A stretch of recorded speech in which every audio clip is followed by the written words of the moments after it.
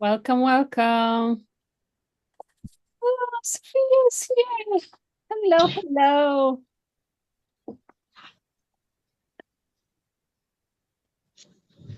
Fabulous. Welcome, everybody. Welcome, welcome. I am not live yet. Let me just hit the live button first. Do, do, do, do, do, do, do, do, do, do. So it's in a Facebook or Facebook group. Yes, Facebook. In yours, Facebook? Yes. It's preparing to go live. So Mhm. hold space for another probably 15 seconds.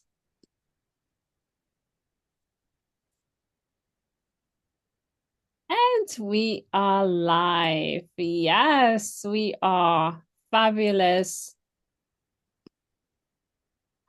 Welcome, everybody. Welcome to this International Women's Lead, celebrating women in leadership, in health, in prosperity, and in business. Welcome, everybody. Today, we have the opportunity to hear from so many women around the world and hear what they are creating. So let me start with introducing myself. I am Edith Wolek, brand impact coach, transformational leadership coach and mentor, and trainer in training, because we all are on our way to up level our leadership, our skills, and and be and then do, and then we'll have the amazing results. And we are all creating those results every single day. So I just want to talk about briefly about women who are wanting to go to the next level, but they feel stuck. They feel like they don't belong. They feel like they are not worthy. And we are here to show you what's possible, and the magic and the miracles that we have created in our lives. We want to share it with other women who are creating um, amazing results, who want to create 10 out of 10 relationships in their lives, who want to create powerful brands, powerful businesses that speak to the right audience. We are here to share with you and coach you on your health. On We have a wonderful ADHD coach, we have communication coach, we have a healer, we have impact coaches. So we are here to shake and transform your world to the next level. So if in the future you ever want to create amazing results in your life, please reach out. I will be dropping in the link to connect with myself.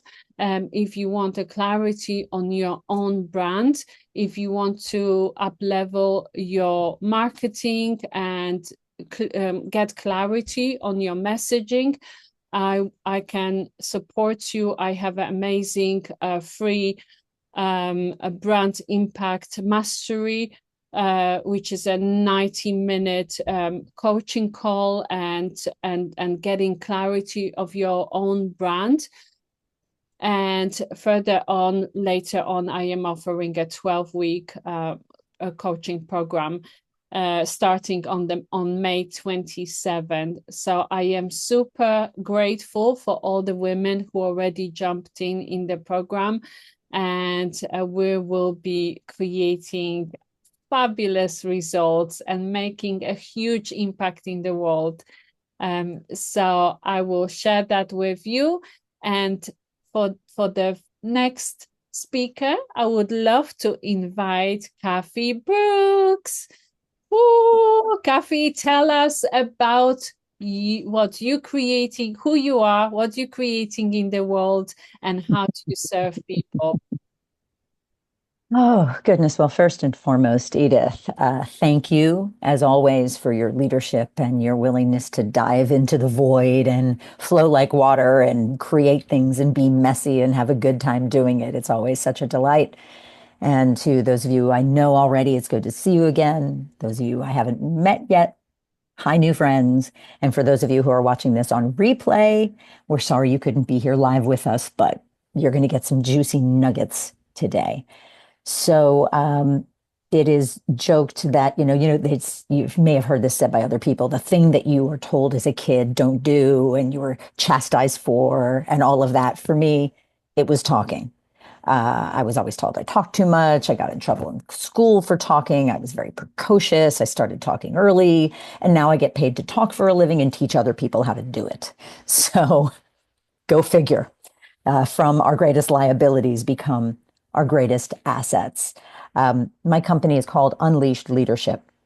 And through Unleashed Leadership, I help people and support them in unleashing their voice. I work specifically and most often with women who are trying to find ways to unleash the strength of their voice without finding masculine energy, because I think that's a lot of confusion that a lot of people have, that strength is supposed to have a certain sound to it. And, and I'm not saying male, female, I'm saying masculine, feminine, because there's a very difference between energy and gender assignment or gender identification. So for me, finding the masculine and the feminine blend in communication, that is my sweet spot. And I do it through a lens that is a little bit different than others. I do it through the relationship between people and their dogs, that by paying attention to dogs, paying attention to that relationship, learning from that relationship, we can become better leaders. So I actually want to start, and Edith, I'm able to share my screen here, am I? Yeah. Okay, great. So I'm going to go ahead and start with this right here. And I'm just going to let those words on the screen land for a second. Oh, Because now what I'd like to ask of you all, though, is when you see those words, who has an immediate reaction to one of the words on that screen? Just a show of hands. Okay, immediate reaction. And so, Flo, I'm going to ask you, what was the word and what was your reaction to it? Yuck. Terrible. Okay, yuck. Okay, what else? And just come off mute. Everybody can come off mute. This is going to be a fun group conversation. So I what? Cringy and yuck, and that's not me. Got it. Okay, great. Bold, daring, and intriguing. Got it. Great. Thanks, Margarita Rose. Lorna. Let's go. I thought it was really funny. Okay. Okay. Emily, I saw you just connected to audio, so why don't you come off mute? What word on the screen do you see that you have a reaction to? Okay, you may not be able to join us. How about Jen? How about you? Yeah, so immediately, first reaction was like, I don't want to be that. Mm-hmm. Mm-hmm. Mm-hmm. Yeah, so that reaction, I put the word there on purpose, as you might guess, a bit of it to get a rise out of you, to catch your attention. Literally, the translation is a female dog. That's literally the translation. The pejorative aspect of it, the negative aspect of it, the insulting aspect of it, those are sociological constructs, right? It's not the definition of the word, it's the experience of the word. And so for me, just a little bit of background. So I came out of communication. I started speaking very early. My first word was light, which is a very strange first word for a child because it is hard to snap that T closed. I started talking, and some people would argue I haven't really stopped since that time. I was very precocious growing up. I was always connected to animals from a very early age. Started working with dogs as a side hustle, as something that I did while I worked in communications in Silicon Valley. And I was always found myself going back to the dogs as a way to ground myself. Fast forward to 2012, when I was given the opportunity to take my love of dogs, my passion of dogs, and to turn it into a full-time career. What you're seeing on this screen is the place that I created, carving it out of the asphalt of downtown Las Vegas. It's a place called the Hydrant Club. That's 9,000 square feet of real, actual grass and big, actual trees planted in the middle of the desert. That building to the left is our 2,000 square foot climate-controlled interior space.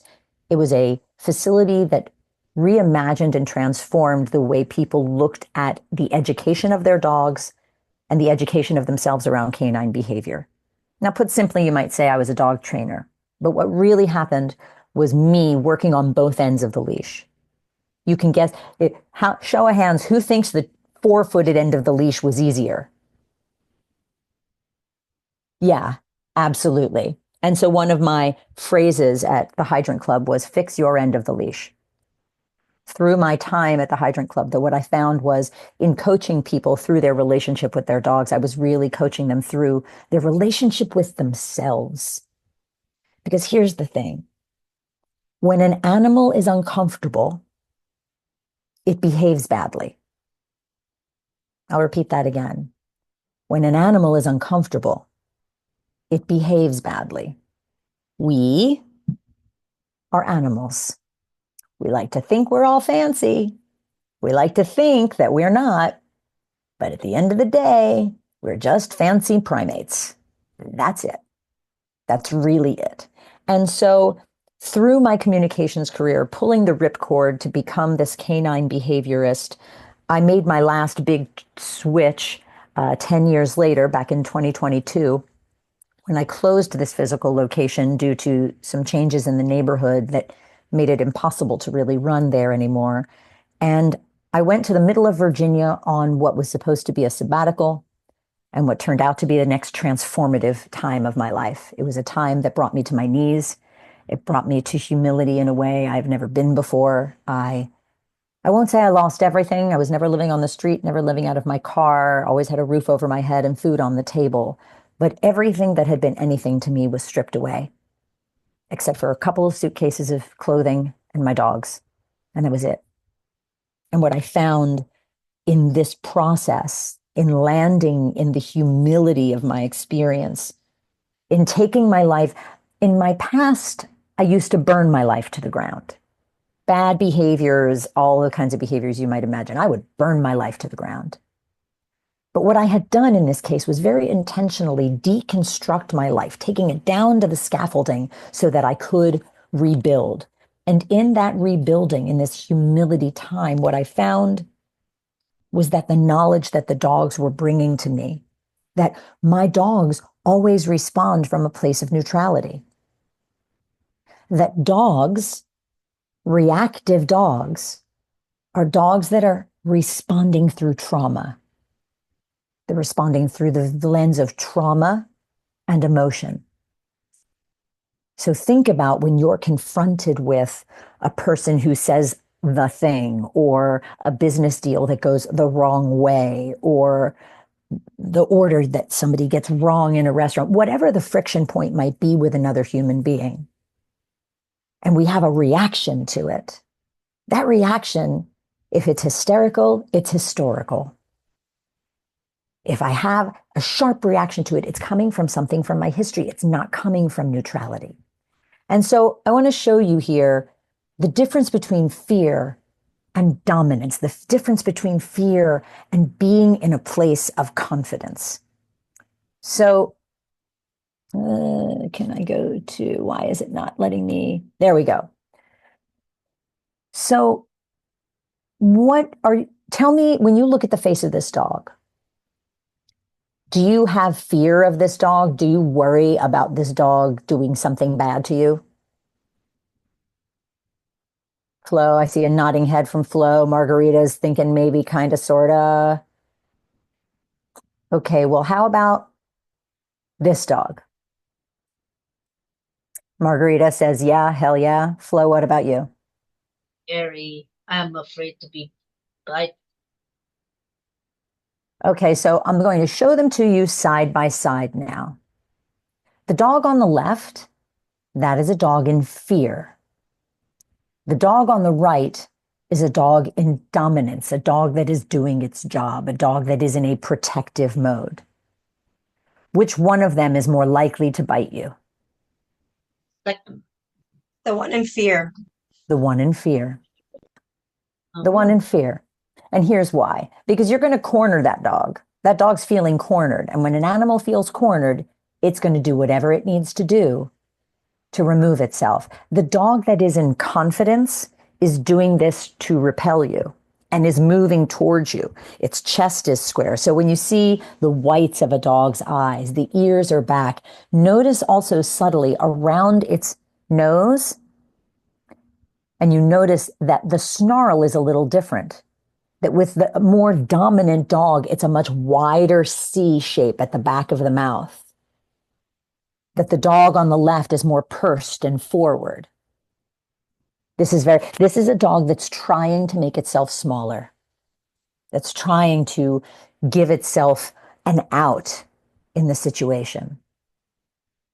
So I'm going to stop sharing for just a moment here, because the thing is that a mentally healthy dog, an emotionally healthy dog, thinks, considers, communicates, and then responds. It makes a choice. A fearful dog will not think because it's in fight or flight. It will not consider because it is not in a consideration mode. It will communicate.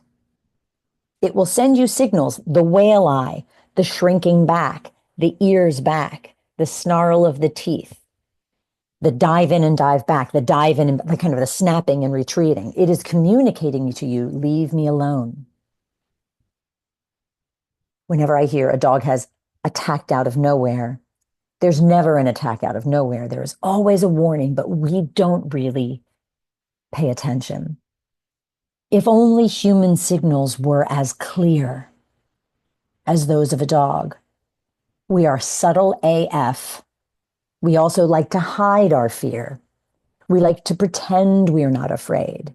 We like to use pretty language. We like to not use our words.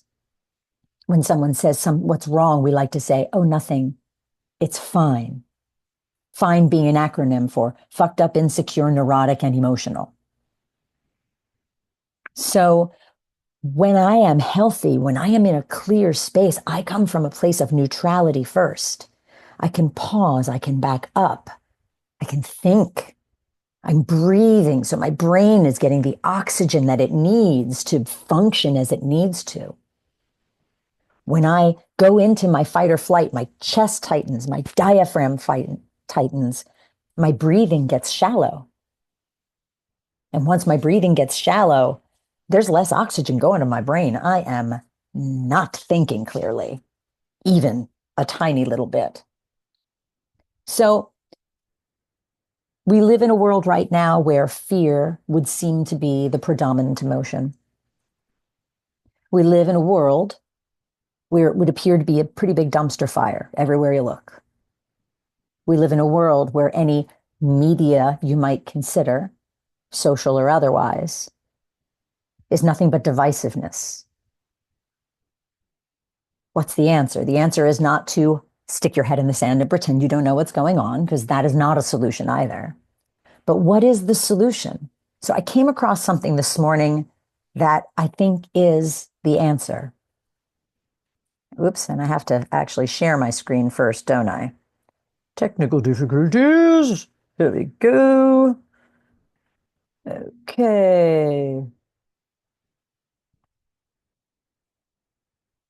Does anyone know what that is?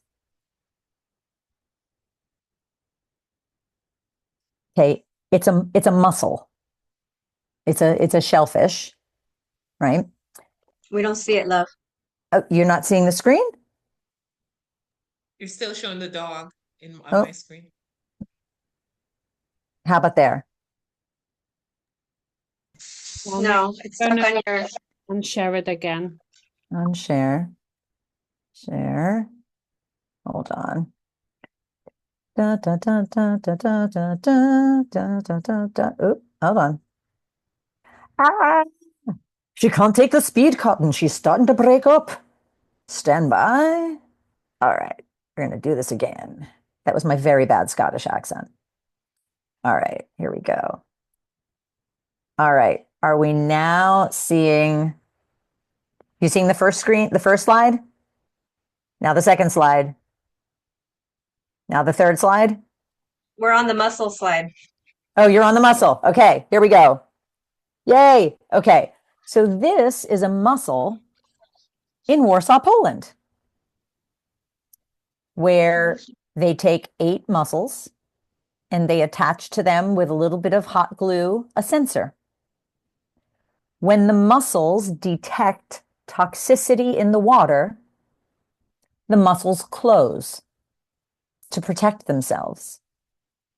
When 4 or more of the muscle sensors show that the muscles are closed, the water treatment company closes off the supply to make sure that the water is safe.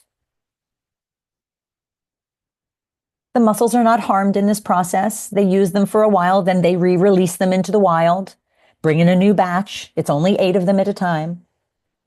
So what's the lesson here? And I'm going to mix my species metaphors here. Clam up. But be present. That muscle isn't going anywhere. They're just shutting their mouth and being present to the environment around them. Don't take in the toxicity and be present in the face of it. Yes, I am suggesting that you be a little shellfish in your life. And the pun was fully intended. And I got some laughs, so I feel a little good about that. But this idea of, with communication, what we can learn from the animal world is being present and thoughtful in the face of any and all craziness. That when we can sit and think and consider and communicate and then respond, what we get back is what we put forward. So I want to thank Edith again for the time today. And what I'd like to offer for you all, I will chop this over here into the chat. Leadership, LCM, right there. I will directly, let me do this. I'm going to put my calendar link directly into the chat because that'll just be easy peasy lemon squeezy. There we go. And so feel free to drop onto my calendar for a 30-minute chat. We can talk about anything you want, a specific communication issue you're facing, and may even be able to offer you some dog training tips if you're having some persnickety issues with your pups. At the end of the day, though, this is about how do we unleash ourselves, being the true fierce females we are, and do so in a way that's thoughtful, kind, and moves the world forward. Thank you.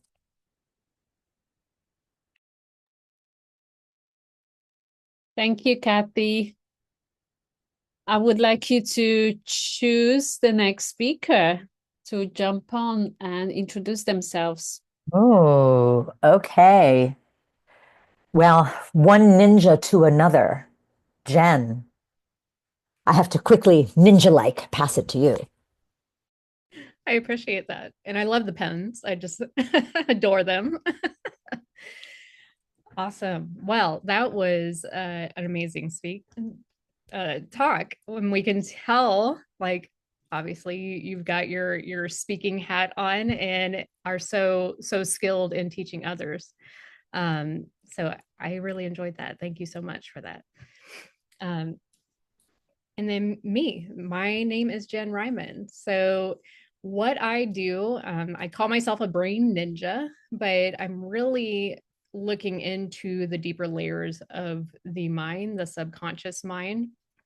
Certifications in hypnotherapy and breath work. So all the stuff Kathy was talking about, dropping into your body, making sure you're getting the oxygen to your brain, breathing.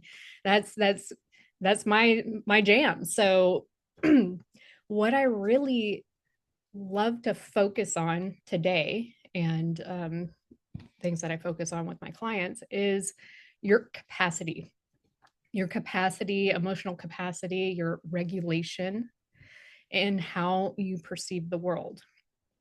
So when we are young, we are essentially programmed. We are taking everything in between the ages of 0 to 7 as truth. So what our caregivers are saying to us, what our peers are doing, what our teachers project to us and teach us. When we are school age, we go through this period of, like where we love to play, we love to speak, we love to wiggle. And then we're taught that you can't speak, you can't wiggle, you need to sit down and pay attention.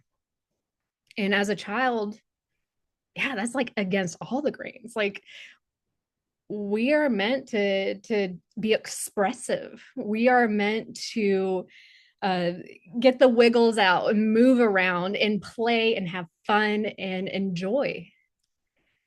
So when we get to these ages, again, between 0 to 7, and there's expectations, there's rules, and we start to really suppress ourselves. We start to suppress our voice. We think it's not okay to play. It's not okay to be loud. It's not okay to have fun. So programs, we're programmed, we're filtered. We start to see the world as it's not okay to do these things. And then guess what? We get to adulthood, and we've been doing this for so long that then we don't know what joy is. We don't know what fun is anymore. We don't know how to experience things. We don't know how to emotionally regulate or connect with people anymore. We're essentially sitting in the background, letting our lives pass us by. So these past conditionings, these past programs that are placed on us, they lead to reactive patterns that do not serve us at all.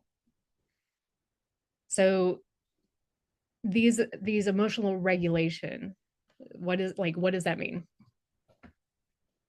When you build your capacity to actually feel your feelings, because again, we're taught to stuff down, we're taught to not feel, we're taught to not express.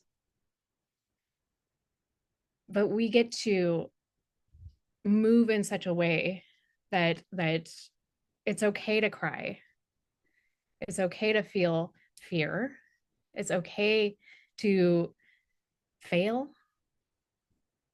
When I say fail, like, what does that do? Like, just immediate response too. Like, what is failure? How does that feel in your body? Like, do you contract? Does your breath catch? I don't want to fail. Nobody wants to fail, right? But when you start to really rewire on what failure actually means, failure means that you learn. Failure means that you get to grow. Failure means that you take a look at the past instances and evaluate, how can this be better? Like, what can I do better in this the next time this comes around, right? The thing is, if you don't fail,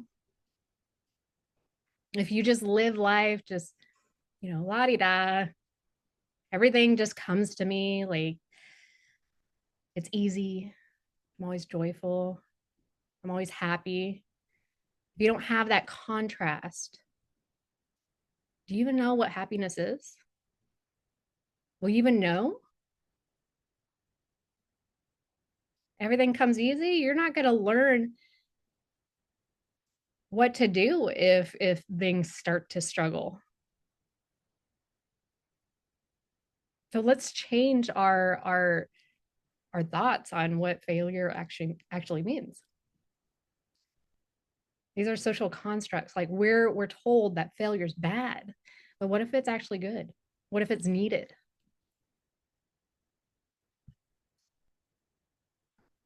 So expanding our emotional capacity, expanding our actions and thoughts and responses to the way that what we perceive as negative coming up in our lives allows us to live a bigger life, to grow, break free from the patterns. So why do we put ourselves in cages?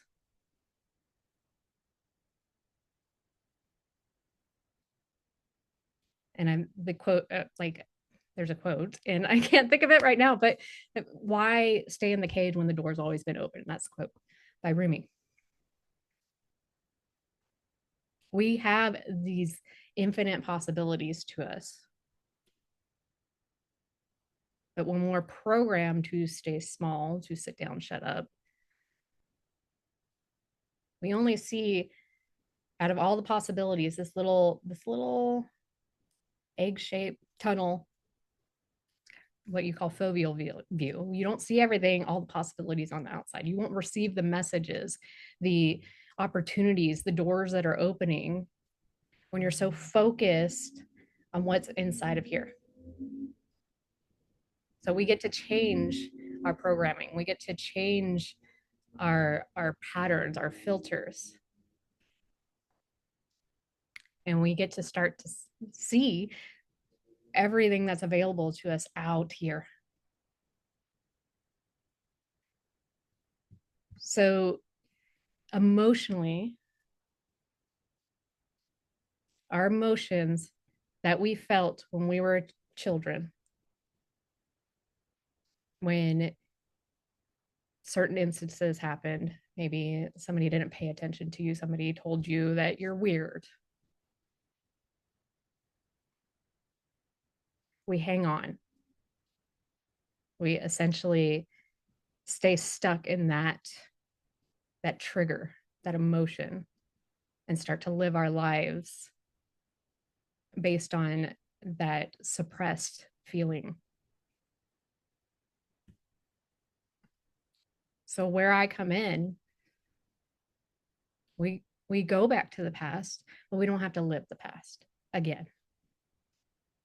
We get to find the root causes, the root events, and reframe. Because again, failure is not a bad thing. And once we reframe, we start to live life differently. We start to see things that weren't previously available to us. So I do like to take people on exercises to dropping back into their bodies, because when we are so fight or flight, when we are so stressed out and reactive and anxious, we are all up out here, but we are not in here. So I like to take people through a grounding exercise. And essentially what you're going to do is just drop back into your body. So taking a slow breath for 4 counts and just imagining that the bottoms of your feet are opening like doors. And then as you hold your breath, I want you to shoot a cord down from the bottoms of your feet all the way down to the center of the earth. And then taking a breath in, really rooting in those cords into the center of the earth.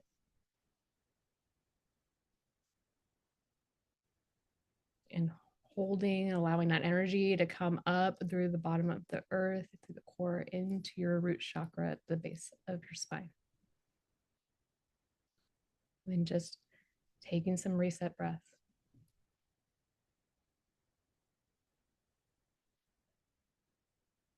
And then once again, taking a deep breath in, allowing the top of your head to open up like a door. And hold, allowing a cord to shoot up through the top of your head, all the way up to source, to the universe, to God. And as you exhale, allowing that energy to run down into the top of your head, all the way down into your heart center. And hold, just feeling it in every single cell of your body. And just breathe.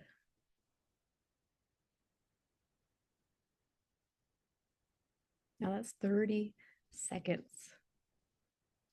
Maybe a little bit longer, but 30 seconds that you can just drop into yourself anytime you're getting those anxious feelings starting to whirl around in your head.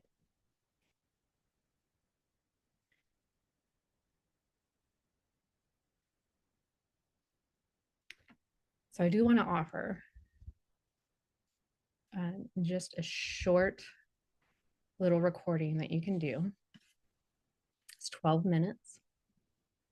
And it's a slight activation of breathing in such a way that you're hyper oxygenating your body. You're pulsing the oxygen in the blood back into your brain, into your organs, into your bones. And what this does is it gives you a feeling of euphoria and also confidence. So this is a great way to start your day, a great way, even if you're feeling anxious, if you're needing to calm yourself down or you want to go to sleep. So just doing this little 12-minute exercise, I'll drop it in the chat. And it's also a little bit of hypnotherapy with the breathing. So opening up different layers of your subconscious while you're breathing.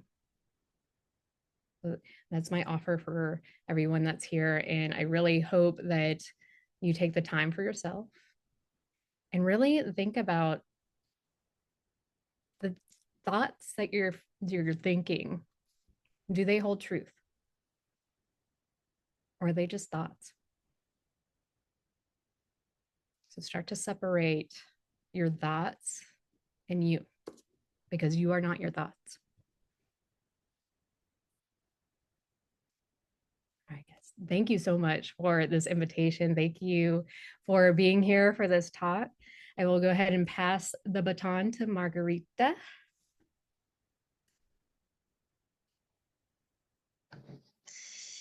Hello.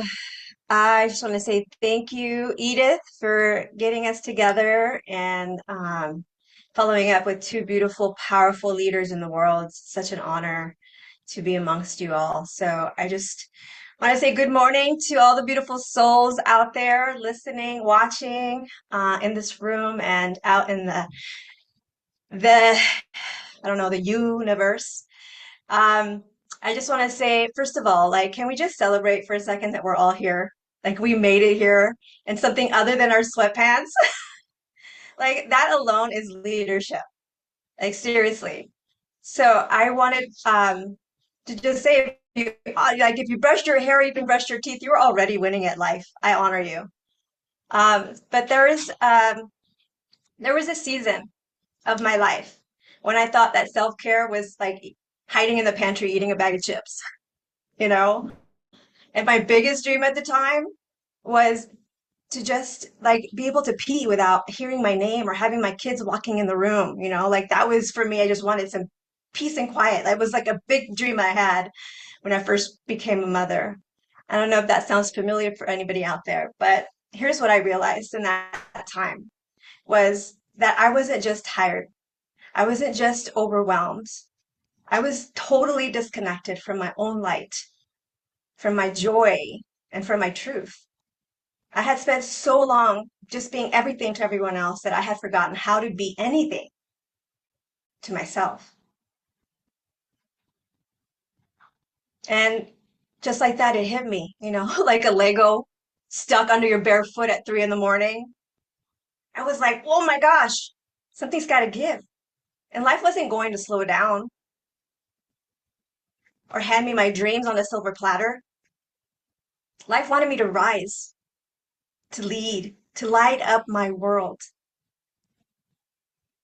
And I had to start by choosing myself on purpose. So one tiny, messy, courageous choice at a time is what I decided to do. Not when it was convenient, not when it was easy, but right in the middle of the beautiful chaos. And that was what was true about leadership for me. It was not having all the answers. It's not even waiting until you feel ready.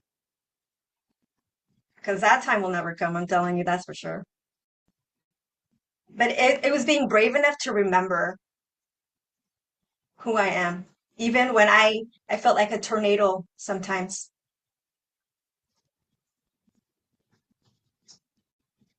It's choosing joy when life hands you a dumpster fire. It's choosing self-love when you've been taught to hustle for your self-worth.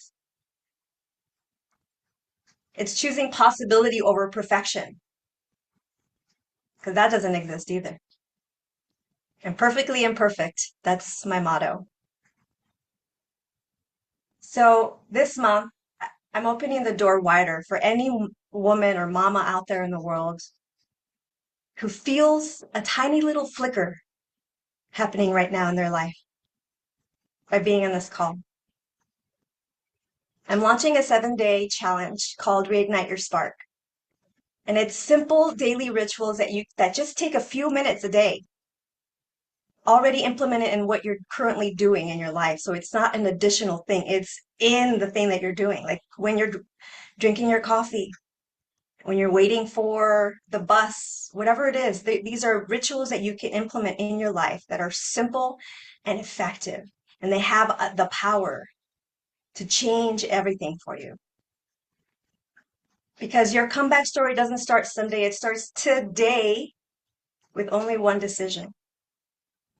And that decision is for you to choose you. And if you're ready to even go deeper than that, we can journey together on my Stronger Together 75-day growth radiance experience, where it's about movement, mindset, creativity, and soul care become the new non-negotiables in your life. Do you have non-negotiables in your life? Do you have boundaries?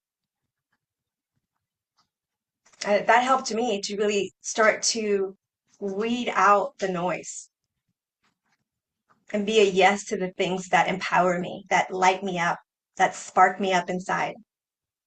Because here's the truth. You're not here to stay stuck.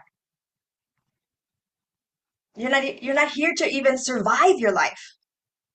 You're here to thrive it, to lead it, to light the way. Not just for yourself, but for your children, for your generations that you'll never even meet. And it starts with one wild, audacious, beautiful belief. And that's to say that I am worthy of my dreams. I am worthy of joy. And I am worthy of a life that lights me up from the inside out. So who's ready to rise and reignite with me?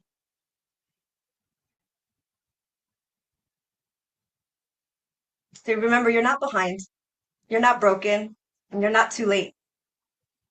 You are a masterpiece in motion, and the best chapters of your life are still being written.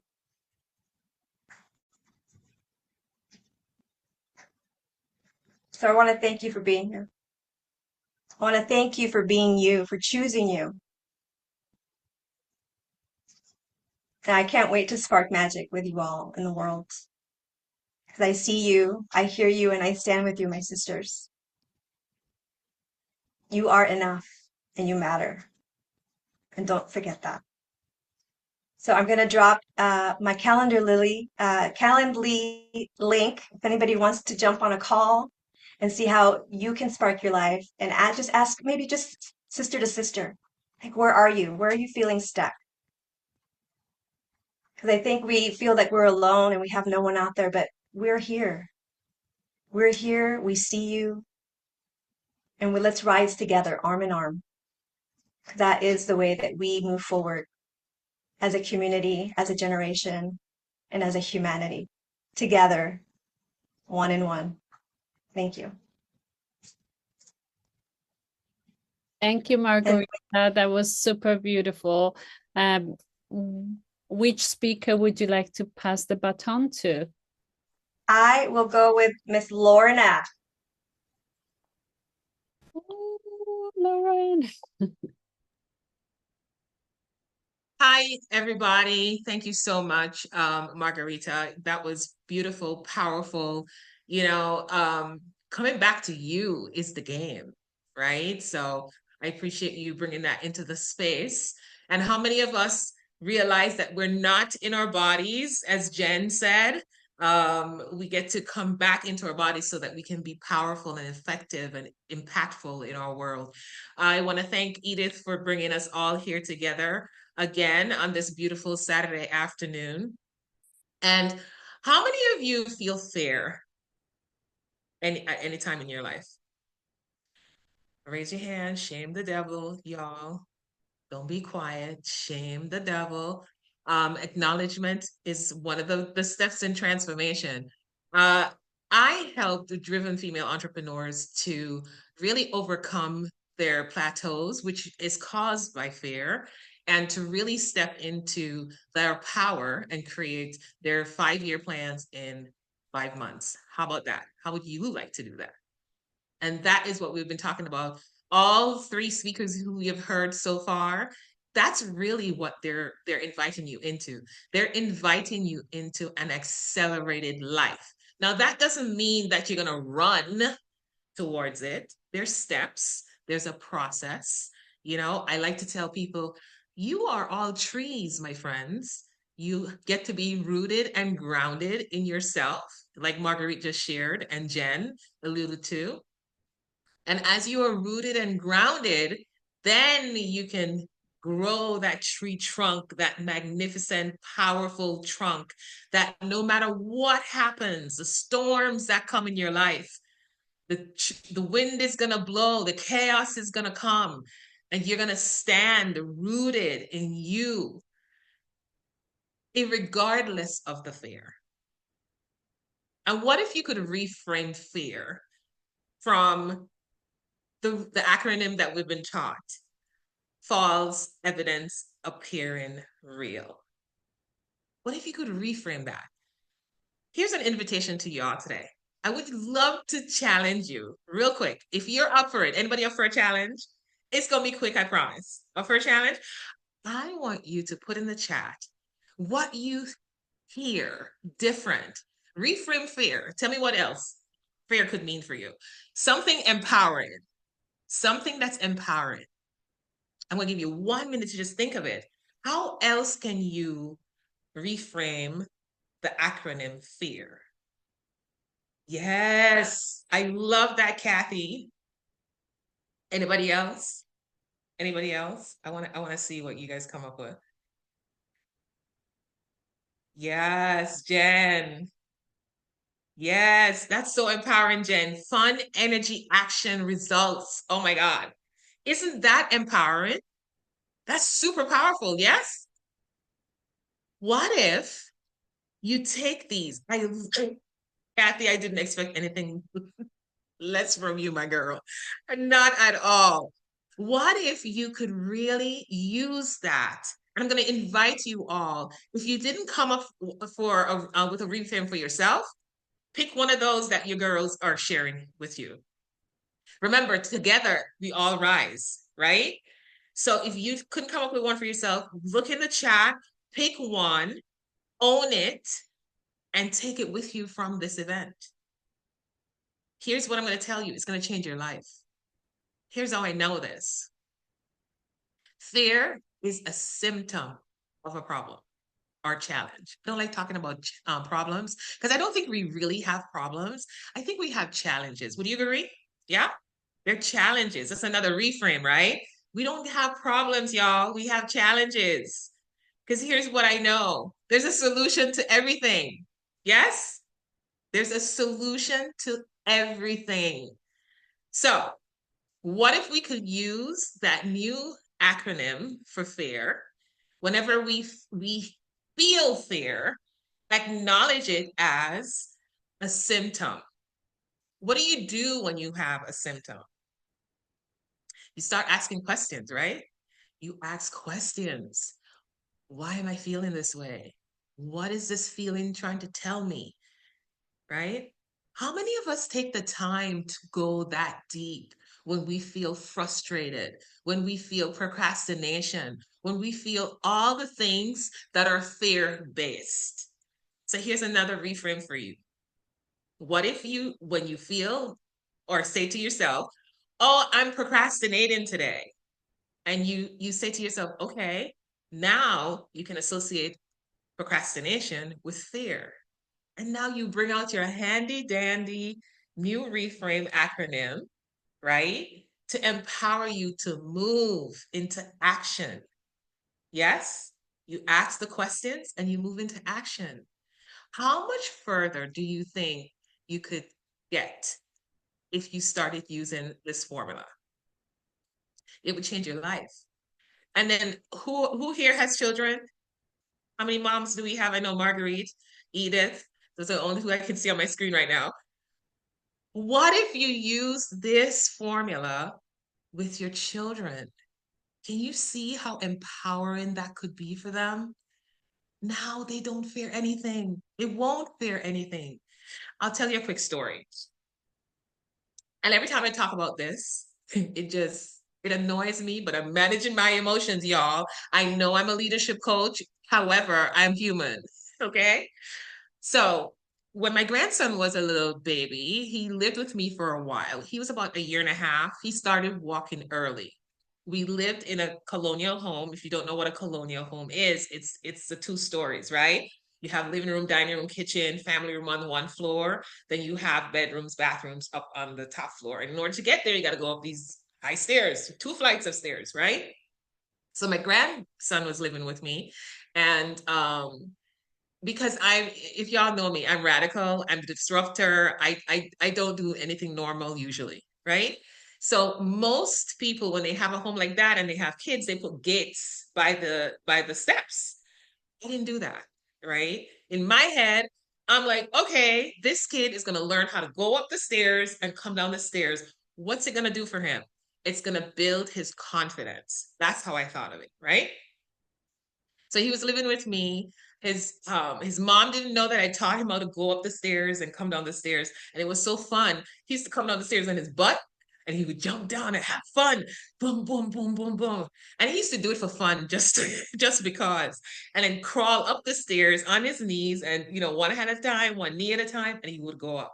Well, one day his mom came over and she did not know that I taught him this, right? So she's coming out the bedroom upstairs and he's going down the stairs on his butt. And she comes out and she sees him going down the stairs. And obviously she realizes there are no gates. And she screams.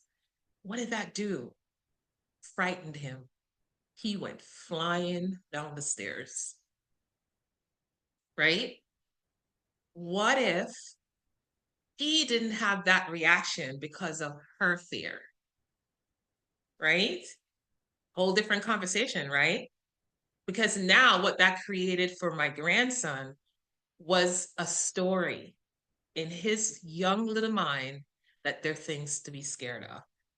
Now I got to help him unlearn fear. What if you use this formula right up front with your children when they can understand and teach them that fear is a symptom, a feeling that they get to acknowledge and move through. Because my grandson's mom, she had a fear that was ingrained in her long time ago, so much so that it got triggered. When symptoms get triggered, you have accidents, you have chaos. So I want to invite you guys today to find something that will help you to move through fear in such an empowering way that will keep you in motion towards the vision, towards the thing that is so important to you, that mission that pulls you no matter what fear you feel. You are here for impact, ladies and gentlemen, if you're watching, and the men who love us. You're here for impact. And we're here to guide you if you have not recognized your power yet. And part of that, one of the biggest things, one of the biggest fear of humanity. Y'all know what that is? Yes? Who knows? Who knows the biggest fear? Put it in the chat. What's the biggest fear? Play with me, y'all. I ain't saying nothing. Yeah. Big, big, big fear. What if we didn't have that anymore? What if we started reframing so that we empower? Imagine life in that zone. So I hope this was supportive for you. I didn't track my time. My apologies, Edith. I would love to invite you guys to a masterclass that I'm hosting on May 18th. It's called Built for More. And this is just a part of it. Getting rid of the fear is just a part of it, because imagine if you got rid of the fear or learned how to handle the fear like I just shared with you just now. Imagine if you learned how to manage your emotions even stronger. What would life look like? Because I know you are all built for more. So come join me at the Built for More Masterclass, May 18th, 5 p.m. Central Standard Time. If you're in the UK, I don't know how that would work, but I would love to see you anyway. There are no replays. And we're going to walk through a whole bunch of other symptoms that you're challenged with that you probably aren't aware of. My job is to make you aware so that you can acknowledge, become responsible, be in integrity, and take different action.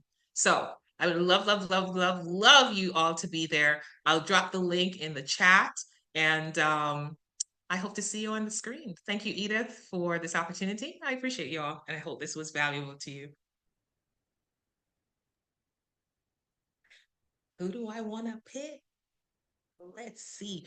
Florence, I can't wait to hear you, girl. Let's go.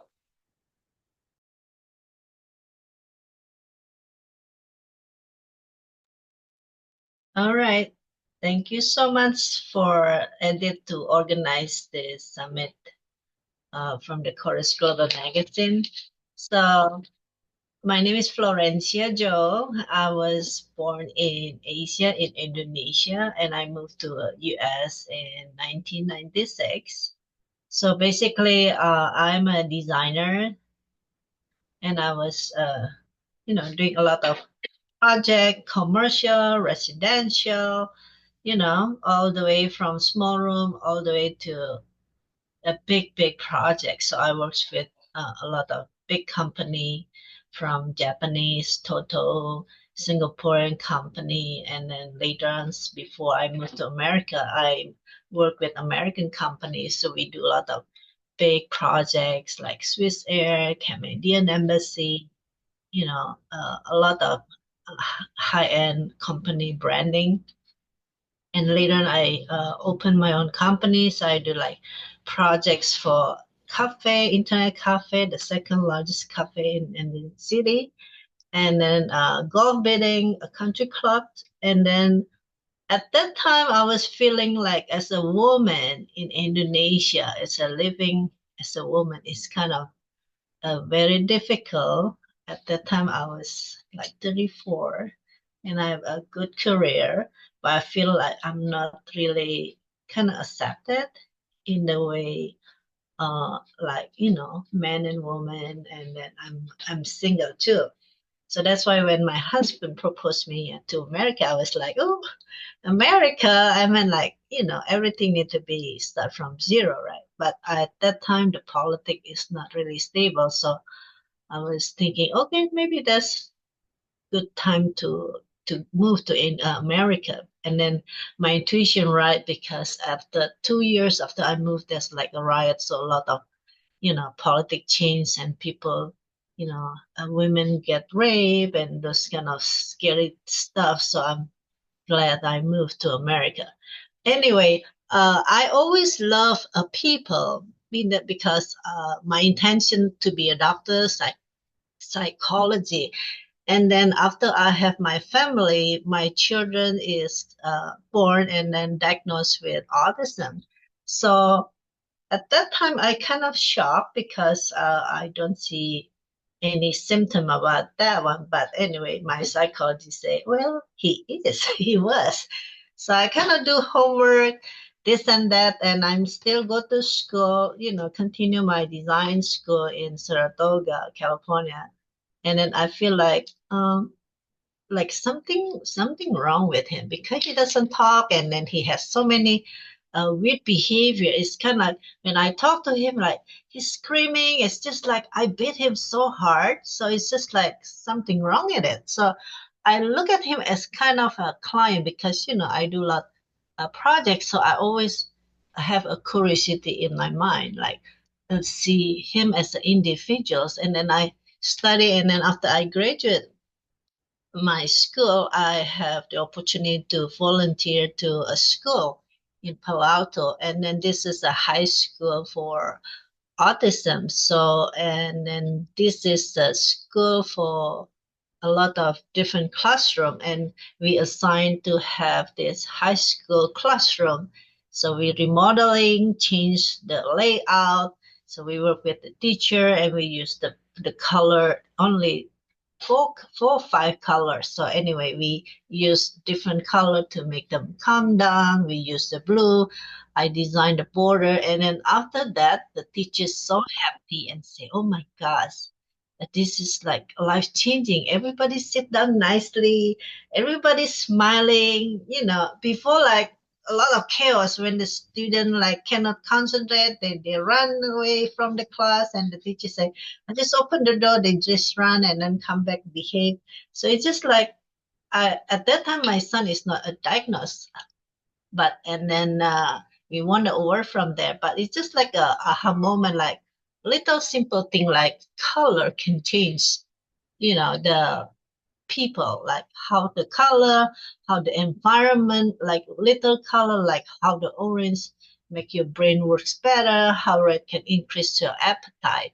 So those kind of things kind of like starting me to feel like, oh, why in the school they rub the head, they rub the food with the rice, and they have certain things on the ear to kind of self-regulate all the noise, and they swing them in the school.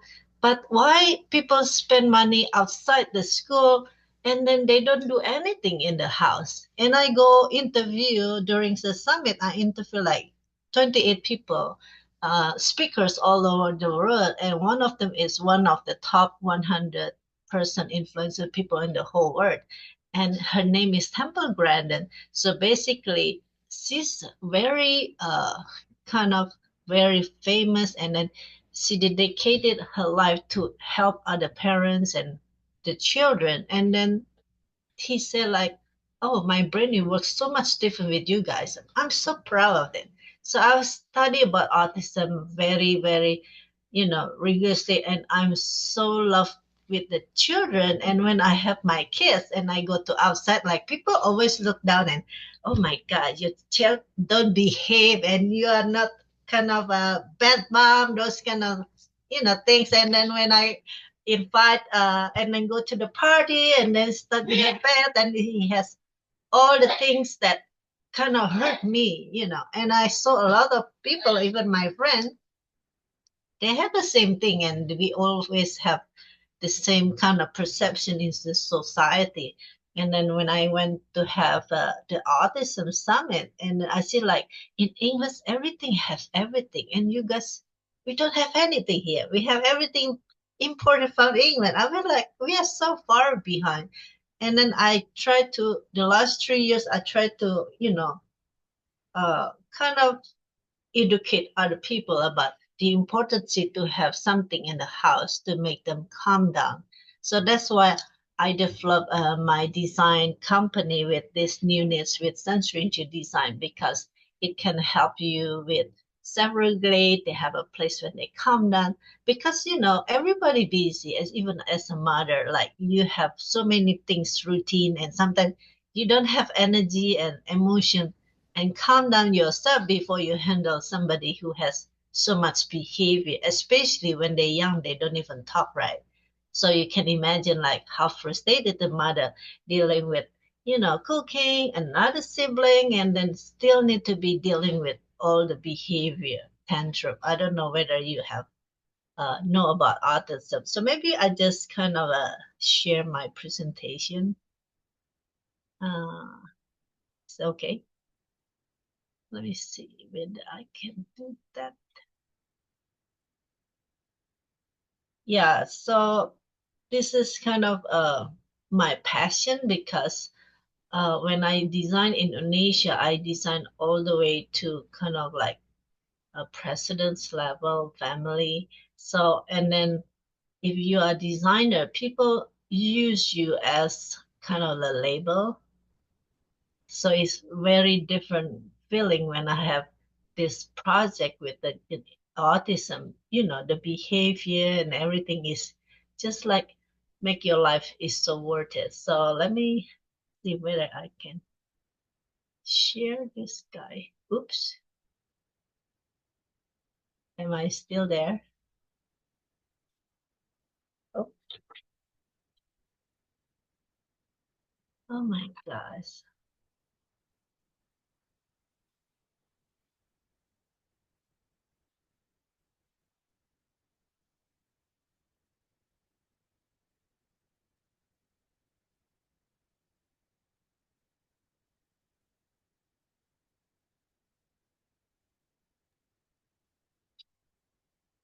Just jumping in when waiting for Flo to share the presentation, I wanted to ask everybody to write down any questions you have for our female leaders, and they will be ready to answer any of your questions at the end.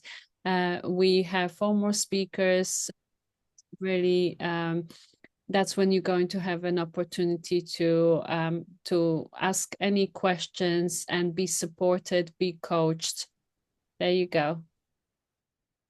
Yeah, so basically, like, we live in the environment, right? We live in the house, and the house, surrounding with environment, nature, and then we have, see the light, we see the sounds of the wind, we hear everything nicely. But autism, those kind of things can trigger a lot of behavior. They have something inside out. They have something probably like a gut problem. Maybe they have skin allergy.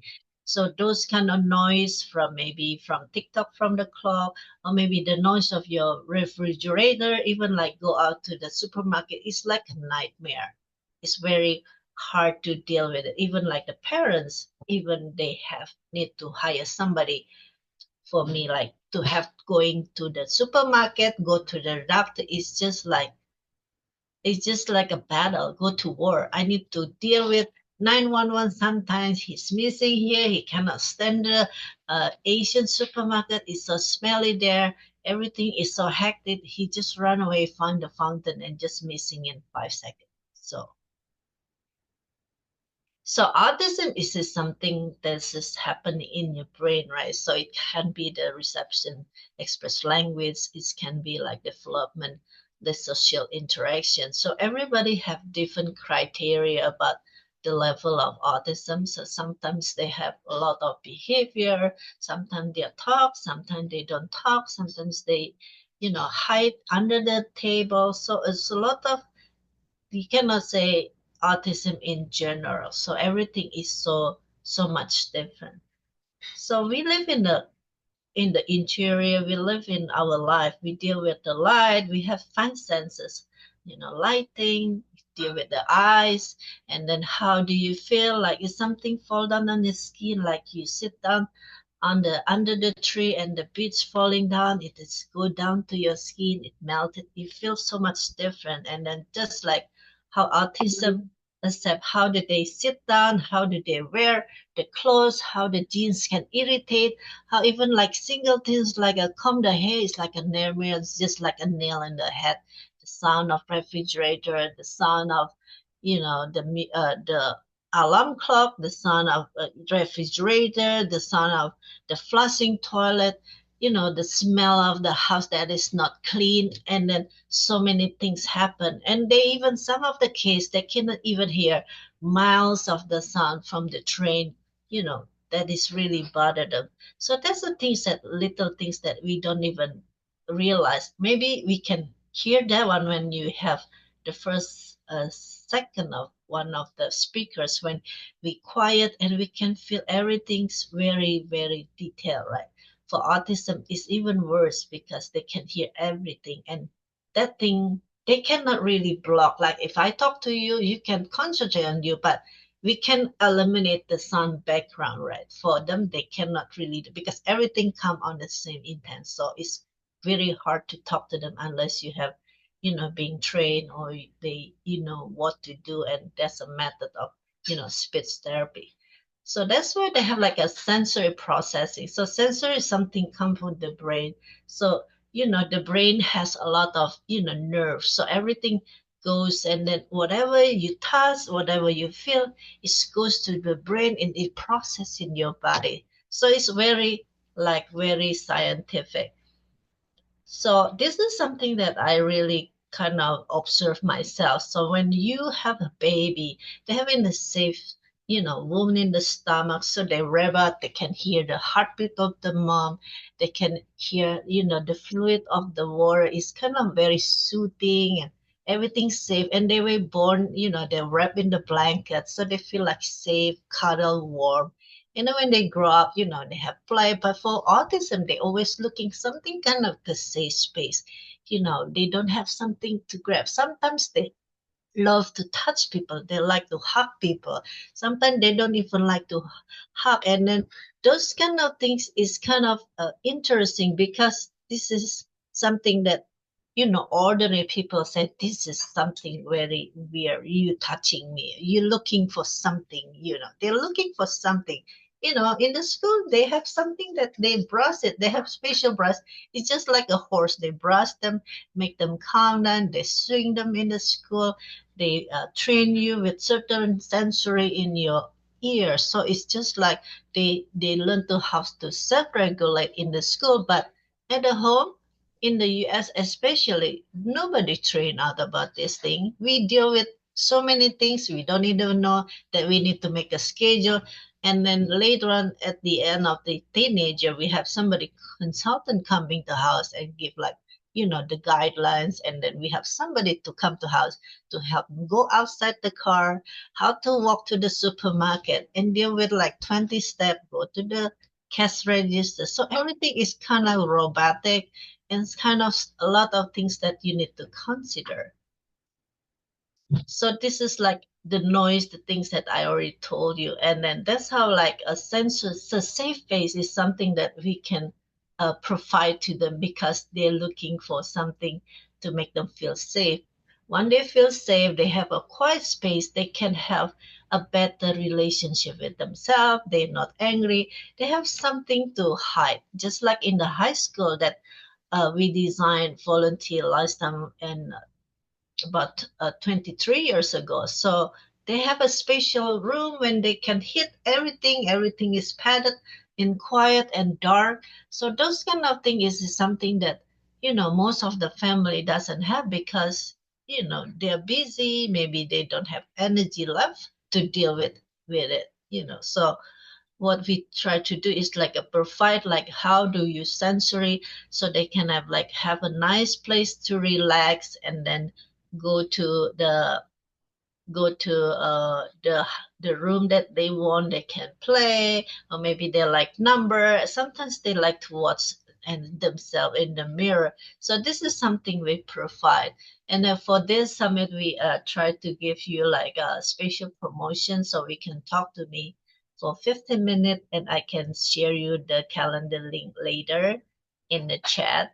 And then also promotion 20% discount for consultation. So you can, I usually charge hourly basis, and then sometimes maybe single room you can, do virtual consultation, and then we can do like maybe 10 hours, 20 hours. It all depends. So book appointment with me. I would love to hear what you can, serve for your own children in your home. Thank you. Thank you, Flo. Thank you so much. Beautiful. Which speaker would you like to call on? And if you stop sharing. Margarita? Margarita already has gone. If you can stop sharing, that would be. Let me see. My screen is kind of, might be arty. Dang it.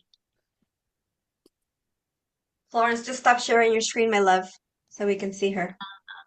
Okay.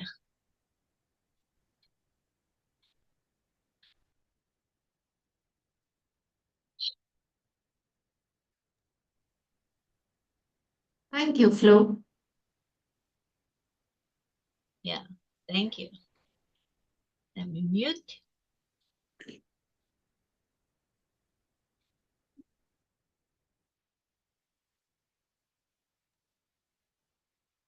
Jump in, Artie.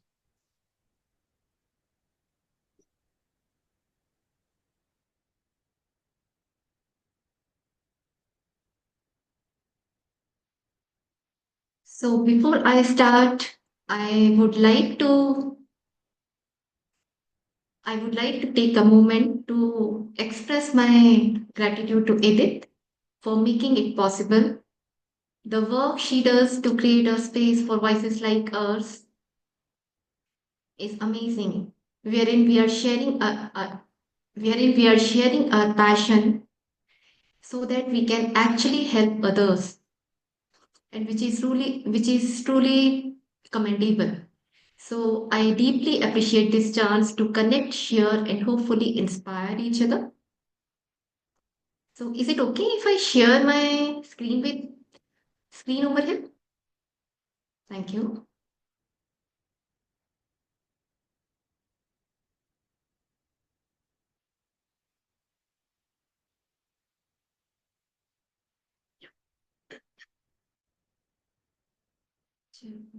Sharing.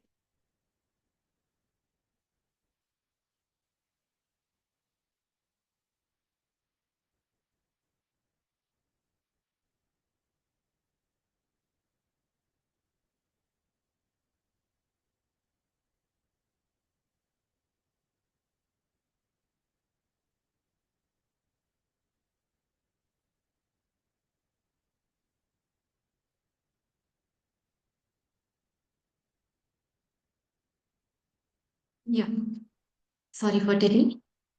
So I'm Aarti Dangi. I'm menstrual health therapist. It's been more than 6 years. I have been helping women to have healthy menstrual cycle and manage weight naturally without the use of hormonal medicines.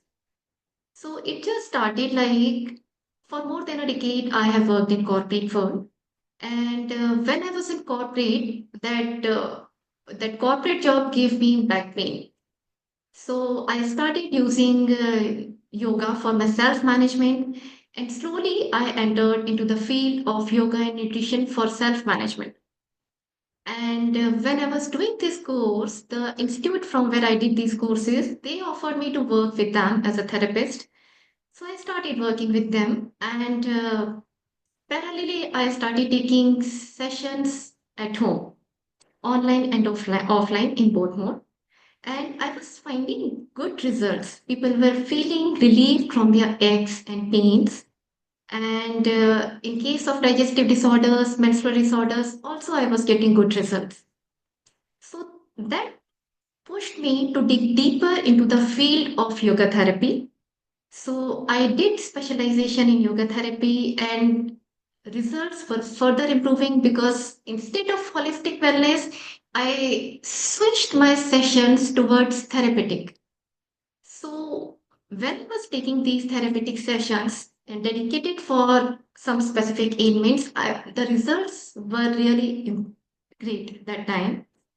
And especially in case of menstrual disorders, I was seeing that almost 9 or 10 women are having some or the other kind of problem related to their periods.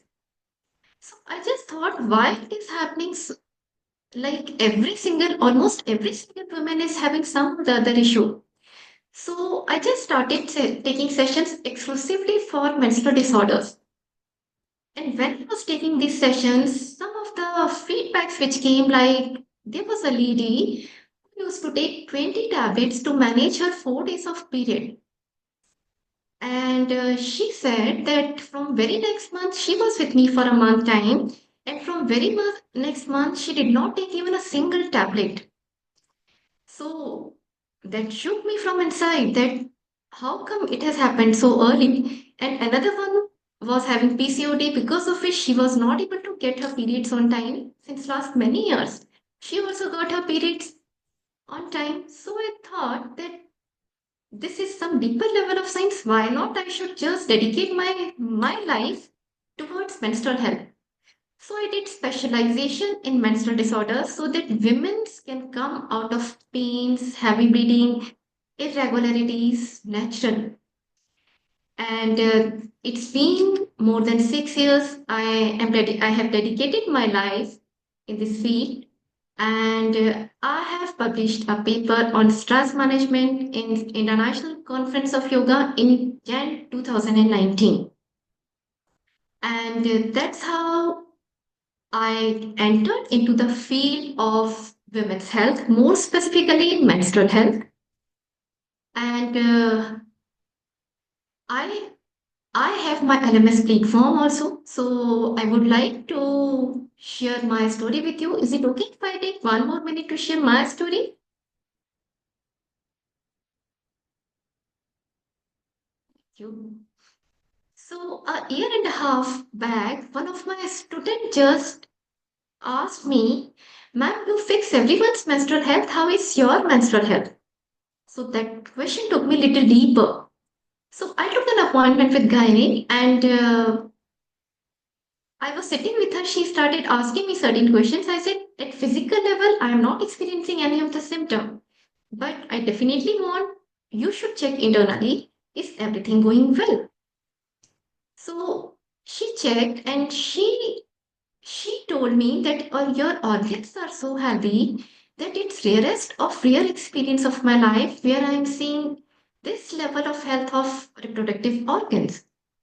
So which was really amazing for her and for me as well. And she told me that whatever I'm doing, I must do something so that I can reach to more and more number of women. So I just thought to create an LMS platform wherein I can actually reach to more and more number of women irrespective of our time zone. And some of the common problems which women experience, not only at physical level, in terms of mental, emotional, and reproductive well-being as well. Like it includes PMS, like various symptoms our body throws before we get our periods. It took 26 years for me to understand that what all we experience before our periods is abnormal. See, that's not the normal behavior of this body. Severe pains or cramps or heavy bleeding, if we experience, that is also an abnormality. These days, endometriosis is also becoming very much popular. Irregular menstruation in terms of irregular dates, irregular flow, and the number of days we bleed, that is also not fixed. And perimenopause, like we have assumed that perimenopause is the phase wherein suffering starts and it ends at menopause. But trust me, dear friends, the process of menopause could be so smooth that you would not even realize when did you hit menopause. We just need to know how to handle it. That's it. And definitely our eating patterns plays very important role because unhealthy food choices play detrimental effect on managing your weight. And if your weight is not managed well, then definitely it is going to, there are high likely chances that it is going to impact on your menstrual health. And it creates vicious cycle wherein menstrual problems and weight, they both exacerbates each other so that one illness helps other illness to grow, and it's really difficult to break this vicious cycle. Some of the common menstrual disorders which happens due to hormonal imbalances are, we can actually divide it into three parts like pains, irregular dates, and irregular flow. If you talk in terms of pain, then we have PMS, like our body throws various symptoms before we get our periods. That's abnormalcy. If you are going through pains or cramps during your periods, that is also abnormalcy. Endometriosis, we all know that that's not normal behavior of this body. Irregular dates, we are seeing in youngsters and in mid-aged women also. It's because of the PCOD and PCOS fibroids also lead to irregular dates. Infertility is one of the biggest problem which is coming up due to irregular dates. If we go for irregular flow, heavy bleeding, spotting, scanty menstruation, or sometimes we bleed between our periods for a day or so. All these are abnormal behavior of a female body. Once again, I would like to emphasize that it is much necessary for every single woman that we need to handle perimenopause phase very smoothly so that we can be free from cardiovascular diseases later in our lifetime. This is just a glimpse of one of the snapshot from the report of World Economic Forum. Basically, if we see this report, then 80% of the GDP impact among the women is of 20 to 60 years of age group. And you all know that this is the age when most of us bleed, right? To 50, 55, most of us bleed. And if you just consider three aspects or three parameters like sickness you experience before you get your periods, sickness you experience during your periods, and sickness you experience in your perimenopause phase, if you just club these three, then a woman spend on an average of 9 years in poor health. We just count 2 days, 3 days, 2 days, 3 days, and overall it just becomes 9 years in our reproductive age. Definitely, you can imagine if someone is sick for 9 long years, it is going to impact her productivity at home, at workplace, in community, and obviously it is going to reduce her earning potential as well. Which is why women spend 25% more time in poor health if you compare with men. And that's how Yoga Har has come into picture. So basically, this platform helps women to have healthy menstrual cycle and manage weight because many of you might have experienced that if we have any kind of menstrual disorders, there are great chances that we start gaining weight, and if we are overweight, there are great chances we are bound to gain some or the other kind of menstrual disorders.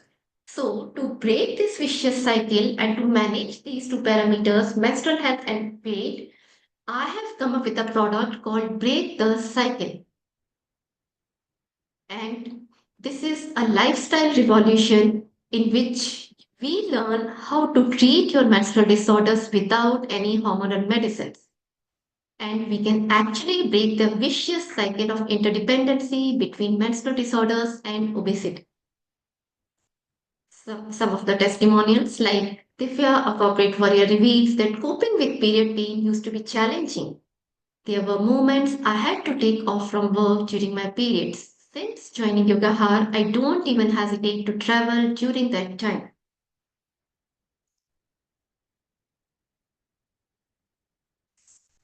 So, if you want to be equally productive throughout the month, if you want to increase the number of days in your calendar, then scan this code and book your one-on-one consultation with me. Remember, dear friends, your menstrual health lies completely in your hands, not in the hands of doctors or hospitals. Thank you. Thank you, everyone. Thank you for giving me a precious time. And thank you, Adit, for organizing it. Thank you, Arti. And we have one speaker left, Filza. Please join the panel and start your presentation. Thank you so much, Arti. Thank you. Hello, everyone. Thank you for having me here. I would like to thank Edith and all of you for partnering here with me. And it was really amazing, Arti ma'am, to have you here and share your wisdom with us.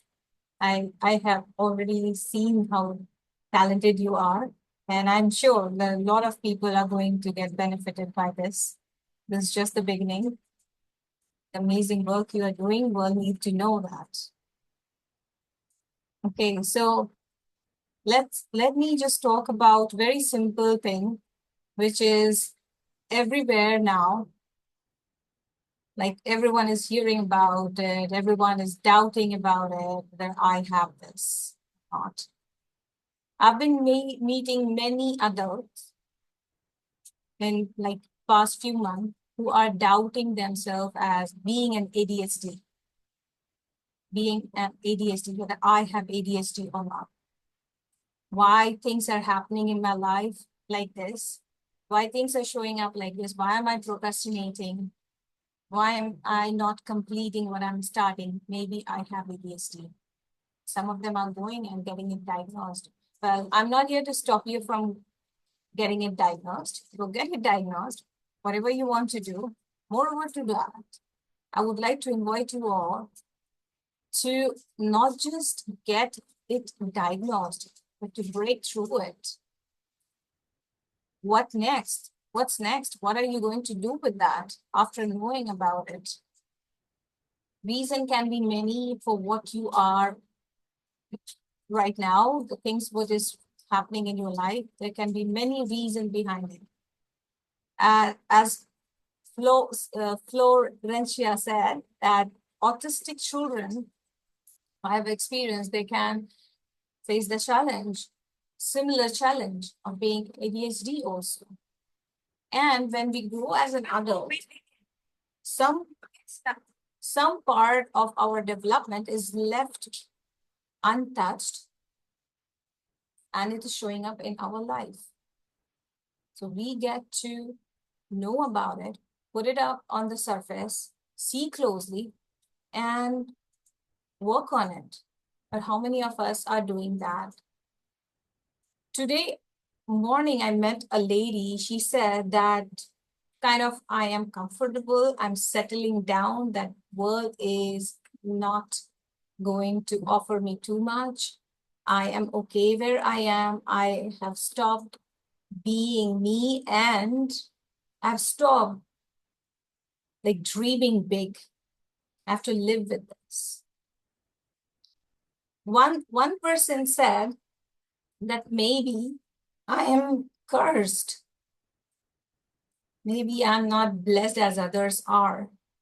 So those words are not new to me. Those words were coming and chasing me since I was a child. I was also distracted. I was not doing good in my schools. I was not reaching where everyone else was. I was also doubting myself. I was also feeling bad. I was always feeling that I'm broken. Maybe I need to be what others want me to be. And I tried everything and nothing worked. Nothing worked. The thing which worked in my life was to just see closely what is in the present moment and make it work for me. Wherever I want to go, I can go if only I am consciously seeing the opportunities in front of me.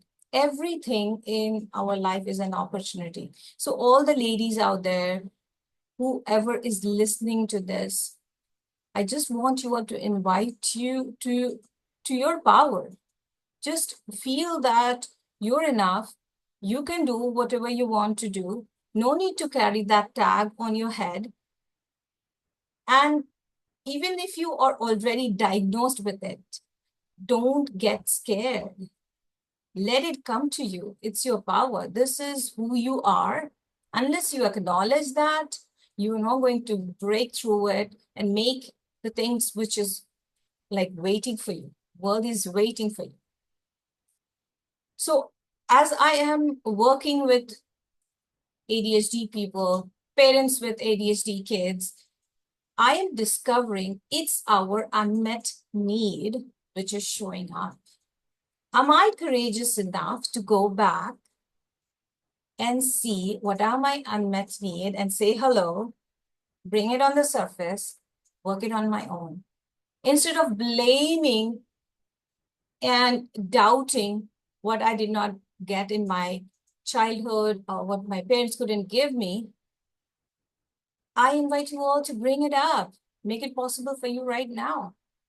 You are an adult and you can do it if only you want. And there's one more thing which is very significant, which I've been noticing, that it's a lack of communication skill which is showing up in our life. Each and every person is lacking this communication skill if they are not making anything possible for themselves and if they're doubting on themselves. We get to understand where we are unable to make our partners understand for what we want, how much we want, where are the boundaries to be kept, and how strongly we are going to hold that boundaries for us to move forward.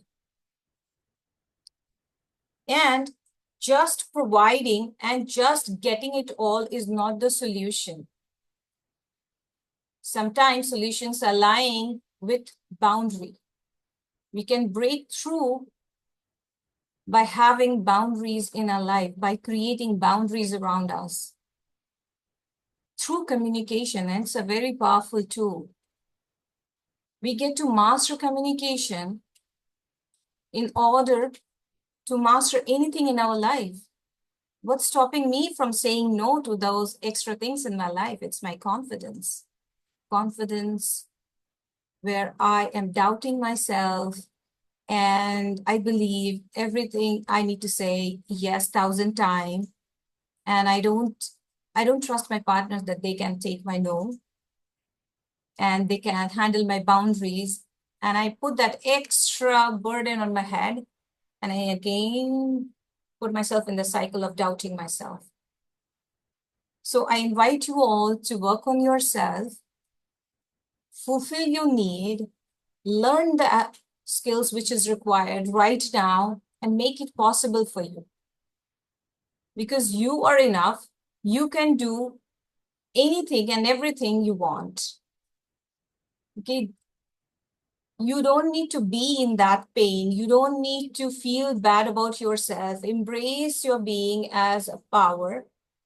And if mothers are listening to this, I would like to invite you all to just see your children as a powerful being. They are just communicating through their behavior to you. They are just communicating their need. What is their need? What are their needs right now? We get to be there. Maybe we cannot do it 100% of the time. Maybe we are not understanding what they want right now, but at least we can hold that safe space for them to express their need. Imagine If each and every adult would know what is their need right now, what is that calling for them? Imagine they're understanding why this emotion is showing up right now. Why am I feeling bad? Recently, one very young girl told me that I am feeling jealous. I am so bad. I'm so bad. I'm feeling jealous. And I said, how about taking it as just your soul is calling for some extra skill? Instead of judging yourself, because jealousy is also just an emotion, just like any other emotion, it's an emotion. Let's feel it. Let's see the calling from within, that it's calling you to learn and get those skills. What is making you feel jealous? Such a great opportunity for you. And she was not at all ready to accept this, because we have been taught that people who are jealous, they are bad people. It's just an emotion. It's just an emotion. So what is that calling? What is that feeling happening? What's that emotion? Dive deep in. And if you're having a child who has ADHD or autism, just look into their needs and create that safe space. Because they are seeing the world from a very different perspective, very different perspective. They are constantly searching for that safe space, searching for that acceptance. So let me cut it short and invite you all to discover more with me in a 30-minute Zoom call if you want to dive deep in and see what's your unmet need. And if you are willing to work together, I'll be more than happy to work with you. Thank you for having me here, and all the amazing ladies. Thank you for all the wisdom you have shared. I'm really grateful for this opportunity of being here with all of you. Thank you. Love you all.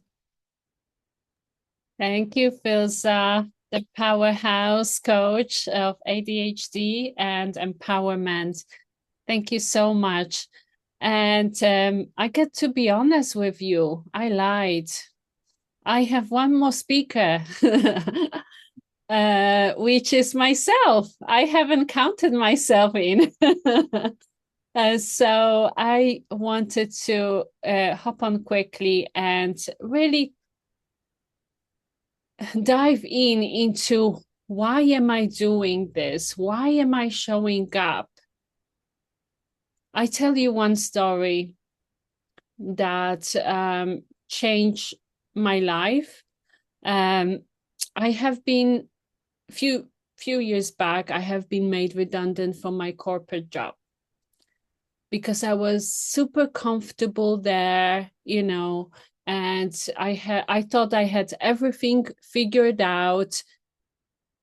I took myself on a walk during lunchtime, and when I was walking on this beautiful golf course, everything was so special, so beautiful. The sun was shining.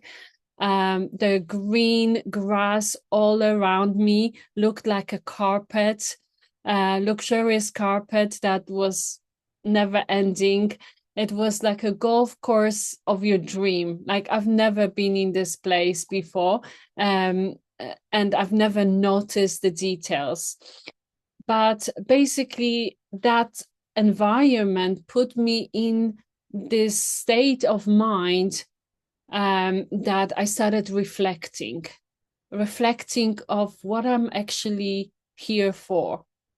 Why am I here on this earth? And I asked God, is this the corporate job? Is that it? That's how my life is going to look like for the rest of my life? Is there nothing left?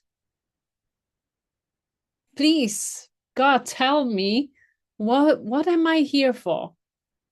And sure enough, 6 months later, God answered.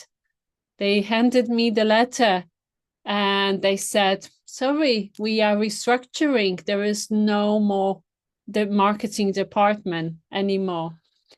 And then that truly spiraled me down mentally and health-wise and everything. It's like somebody would pull the rug underneath your feet and I fell straight on my face. I couldn't find myself. I was very deeply buried in my depression, in my own thoughts, crying, and not like I didn't see the way out. And I've searched everywhere for an answer. And I picked up the book. I'm sure many of you have read it. Feel the fear and do it anyway. And that really gave me that little inkling that I can create something. That's when I started my business. That's when I stepped into leadership. That's when I started seeing the possibilities instead of seeing the negative things of life. I started seeing the opportunities everywhere around me. And step by step, I started building my business. I created Courage Magazine Global, where many entrepreneur women are choosing to publish their stories in the magazine. They're choosing to advertise their business and actually show up for others, show up with open heart and give it in generosity to others. And that's what I feel my mission is, to support driven women to have that space everywhere and create opportunities to bring in new clients.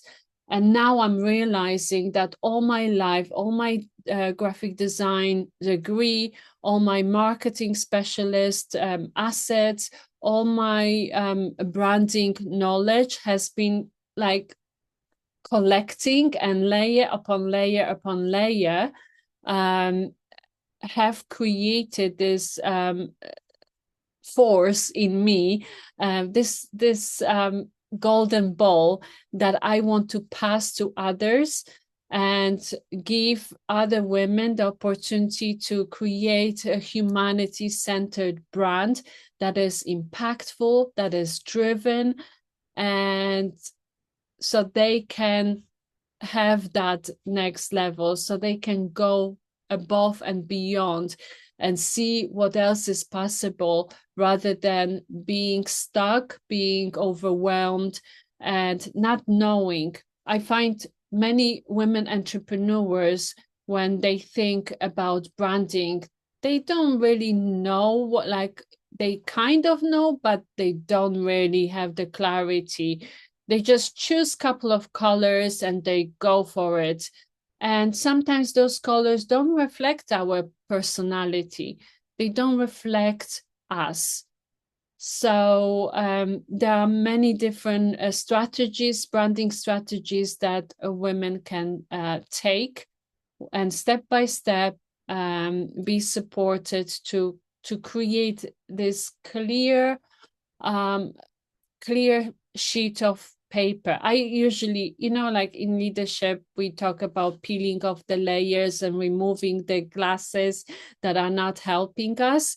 Branding is just like having sparkly pink glasses put on ourselves and seeing our brand through those glasses only. So whatever content we want to create, whatever idea we have, we get to put our branding glasses on and filter that through them, and then send it out to all your different areas.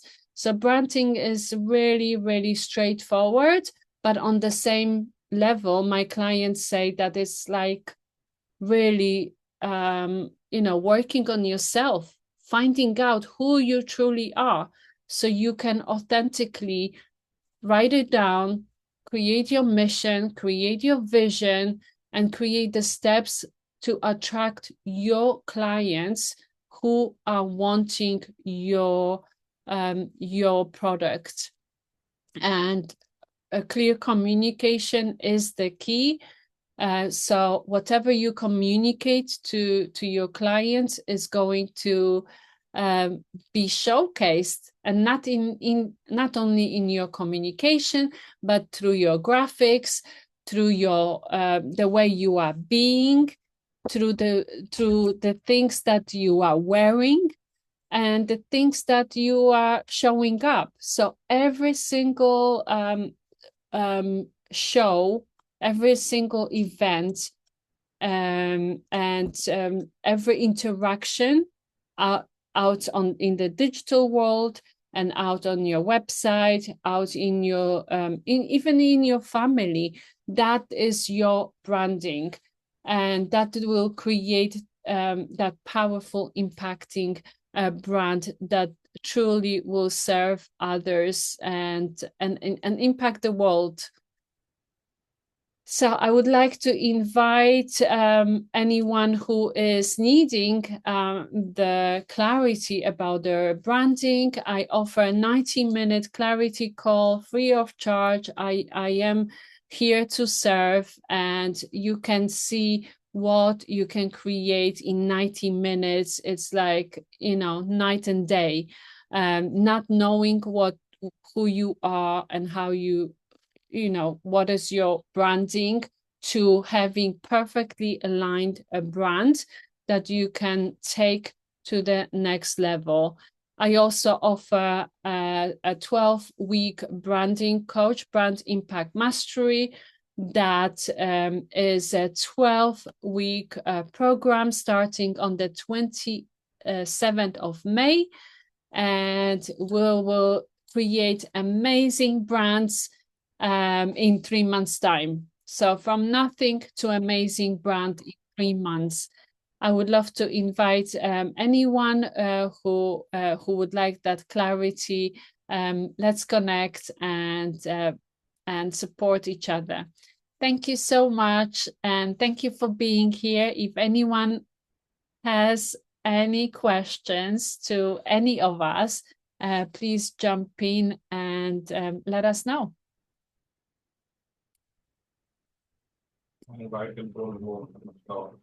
I have a question with you, Edith. Yeah. So what made you choose this, like branding and marketing? Why did you choose this? That's a good question. That's really good question. So I looked at all different aspects of my experience. That's number one. I don't know whether you've heard this Ikigai or Ikagi. What is it? Yeah. Unmute, Kathy. Ikigai. Yeah. Never can remember. So I've done this several times, and every single time that I've done it, it always came back to branding and marketing and supporting women. But what was stopping me is letting go of my fear. So as many of you know, that my biggest fear was public speaking. And last year I let that go.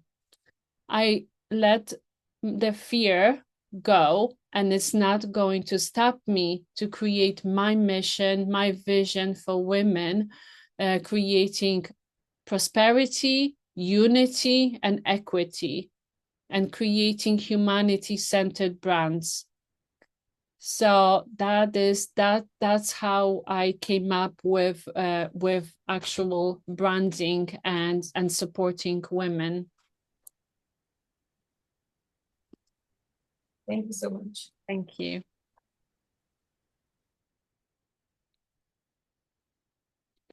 I wanted to ask question to Lorna. about fear. If you can support women letting go of their fear, I know I've done it once, no, twice now. Woohoo! I let go of a fear of diving head first in a pool, in a swimming pool. So now I can dive. If you can tell us some tips around letting go of fear. Thank you for that question, Edith, because a lot of times we're so ingrained with it that we don't even think about what's possible, right? And what I teach in my programs is the first thing is awareness, right? So that's why I talked about the symptom. And second thing is acknowledging the fear, right? So you're aware of it. Now that you're aware of it, you acknowledge it. And there are a couple other steps, but here's the piece I wanna bring into the conversation. You gotta know what your values are, right? Because sometimes you know, we're human. We're always human first, right? And a lot of times we just react instead of responding, right? That's the responsibility piece. That's another. It's a 5-step program. Yes, I might call it a 5-step program. 5 steps, right? So you got to be responsible. Now, if you are so used to acting one way and you are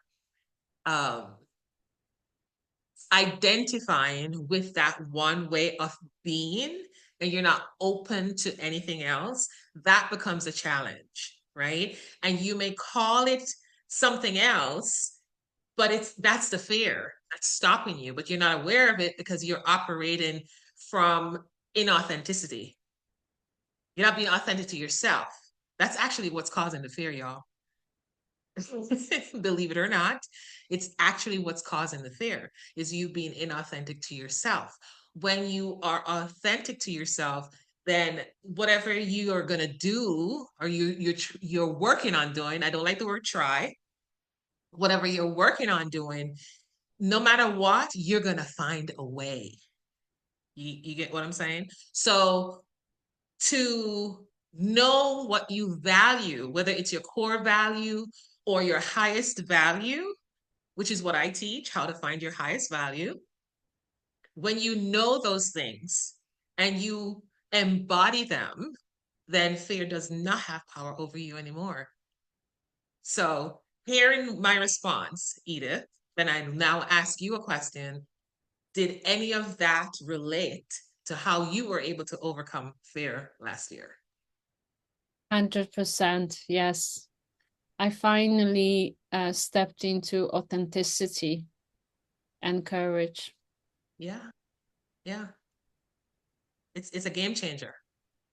You see, we wear masks and we hold them as our identity. But when you let go of that, right, and step into your true identity, then there's nothing that can stop you. That's so empowering. You're unstoppable. That's being unstoppable. So, hope that's supported. Yes, we are unstoppable. Yes, girl, Thank let's you. go. And that's why I thought for me spark was so important, right? It's that spark within us that we are holding back. And I think authenticity is what really is for me was like the pathway to really get my spark back, like being authentic with myself, just being honest, like what is it that I need in this moment? And then taking care of myself. I was able to come home to the truth of who I am without those masks that you're referring to, Lorna. And it is still an ongoing process. It's not a destination. It's a true devotion to your path, to your power, and I think that's where I was getting stuck for a long time. I'm like, so many breakthroughs, but why do I still feel like I'm doing the same pattern that is stopping me, right? And it's just having grace with yourself in that moment and saying, 40 something years of you in one pattern, it's going to take a little bit of trying and devotion to really create a new one that is more empowering and aligned with who you truly are and what you want to create in the world. I love that, Marguerite, that you brought that up, because that's the game, right? This is not a destination. It's a journey. And I love that you brought to the forefront. It took, I don't, whatever age you are right now, it took you that long to become the you thought you were, or you think you are, right? Give yourself grace. This is a process. The key is the awareness, right? Remember, the first step to transformation is awareness. Second step is acknowledgement. If you remember those two, I'm not going to give you all five, but remember those two, and you're on your way, right? So super, super important.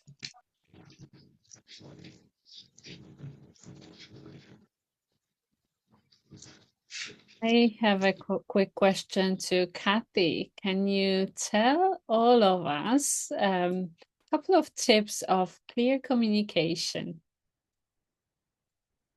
Such a good question.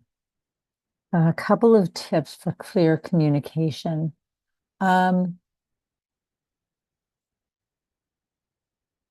So context, there's going to be lots of alliteration here, lots of C words, so, but not that C word.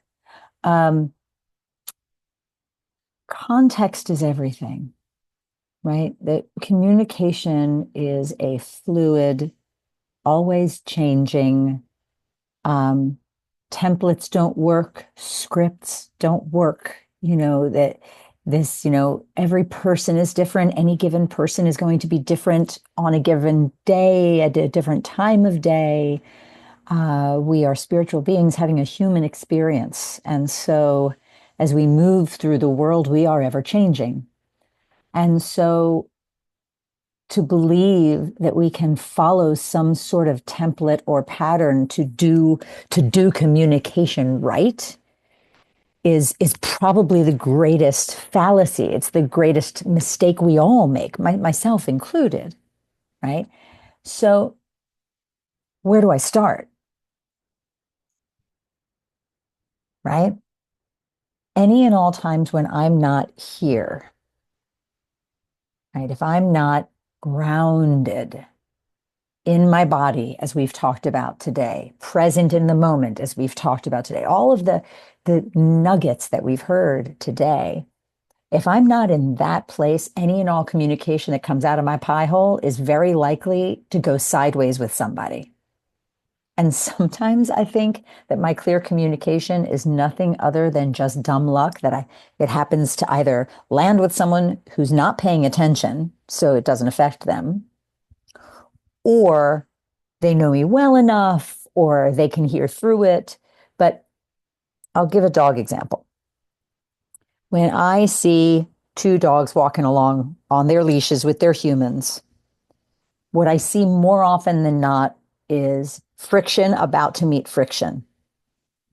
Now, if I've got one dog that's unstable, socially awkward, not comfortable in its skin, not in a grounded place, usually because the other end of the leash is transmitting it, let's be honest. If the other dog is stable, grounded, centered, the likelihood of some sort of friction happening is very, very small. I've seen this a number of times where a boisterous, kind of overzealous, young, awkward dog gets up in the face of a mature, well-balanced dog. And that mature, well-balanced dog will very effectively, quickly, and calmly stabilize and neutralize the crazy dog.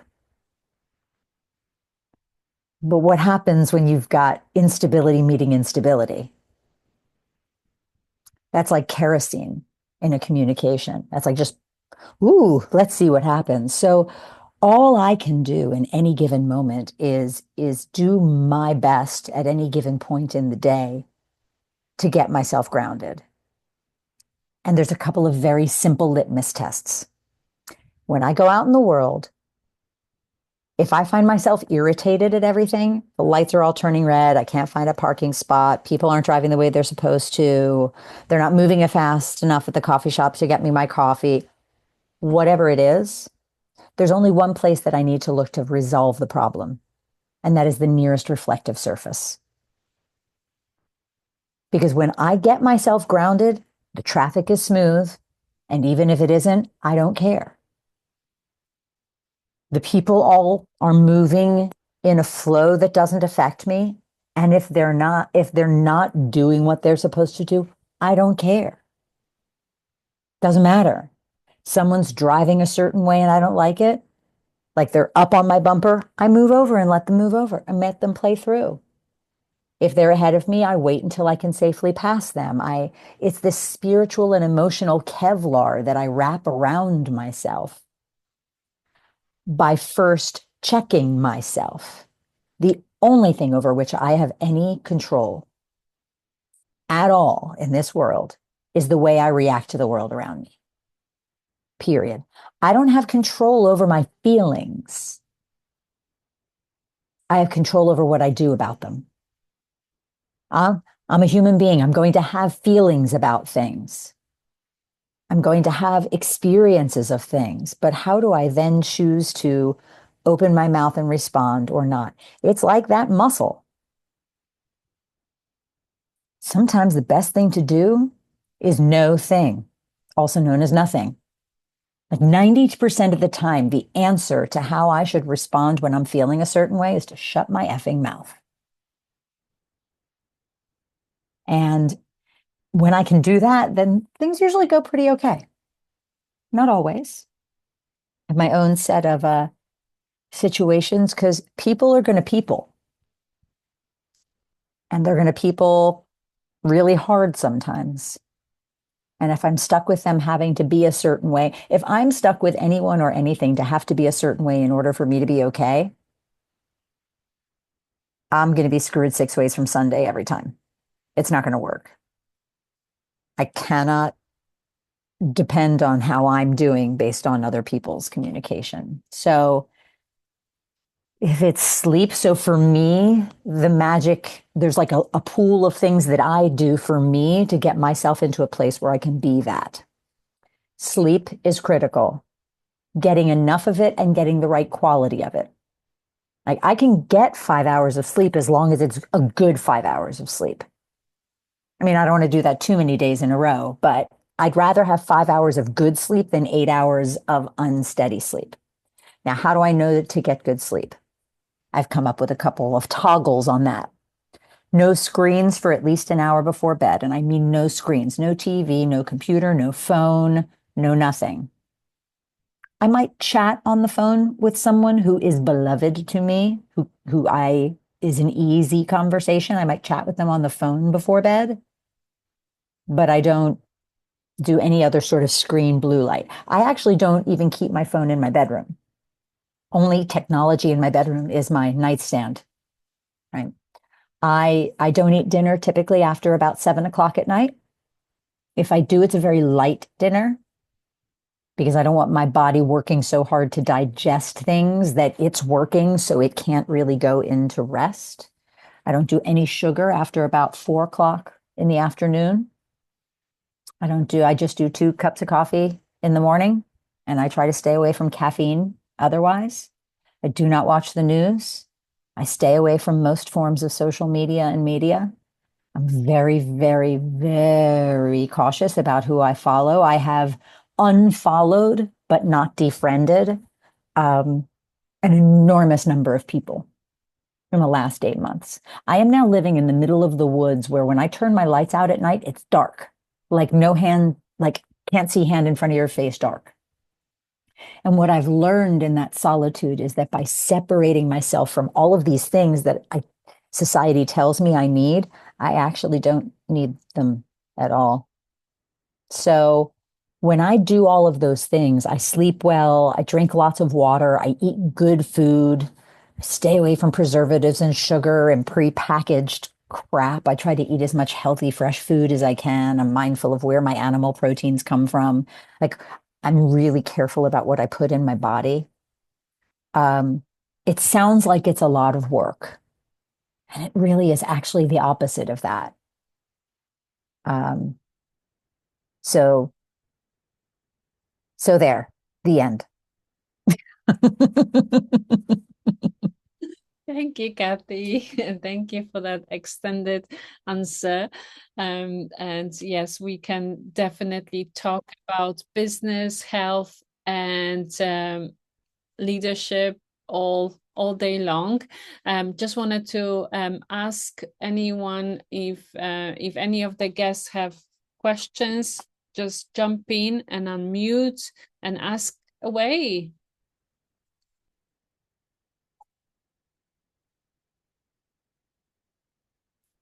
If not, I will get to, we'll get to say goodbye, and I would love to invite you to celebrate yourselves, celebrate the amazing impact that you have created today, and keep being your authentic self.